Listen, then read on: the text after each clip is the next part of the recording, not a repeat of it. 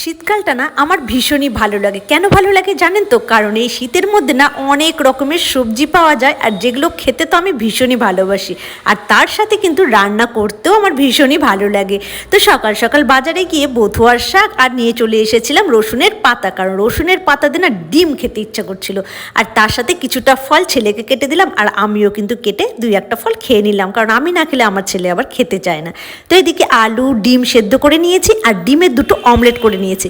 ওই যে আমি বরাবরই বলি আমার ছেলে কিন্তু ডিমের অমলেট খায়। তো কড়াইতে পাঁচফোড়ন দিয়ে তারপরে আলুগুলো ছেড়ে দিয়ে সুন্দর করে ভেজে তার উপর পেঁয়াজ রসুন টমেটো দিয়ে ভেজে মশলা দিয়ে সুন্দর করে কষানোর আগে দিয়ে দিয়েছি রসুনের পাতাগুলো, দিয়ে সুন্দর করে কষিয়ে নিয়ে একসাথে তারপরে জল দিয়ে যেই ফুটে গেল দিয়ে দিলাম ডিমগুলো। আর হ্যাঁ, তার সাথে কিন্তু বেগুনি করেছি আজকে, কিন্তু বেগুনিটা একদম আলাদা করেছি। জানেন তো কিভাবে করেছি? আচ্ছা বলছি দাঁড়ান। তার আগে বথুয়ার শাকটা তো করিনি, এখানে বড়ি দিয়েছি। বথুয়ার শাককে কিন্তু বড়ি না ছাড়া একদম ভালো লাগে না।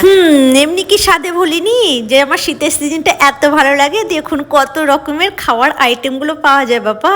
তারপরে যাই হোক, বড়ি দিয়ে করেছিলাম একটু আদা জিরে বেটে বথুয়ার শাকটা নামিয়ে নিয়ে তারপরে করে নিলাম বেগুনি। আরে আজকের বেগুনিটা কিভাবে বলুন তো?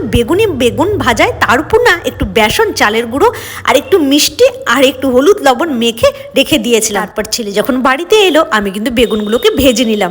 আর দুপুরে একদম গরম গরম লাঞ্চ করতে আমরা মা ছেলে কিন্তু বসে গেলাম এত টেস্টি খাবার।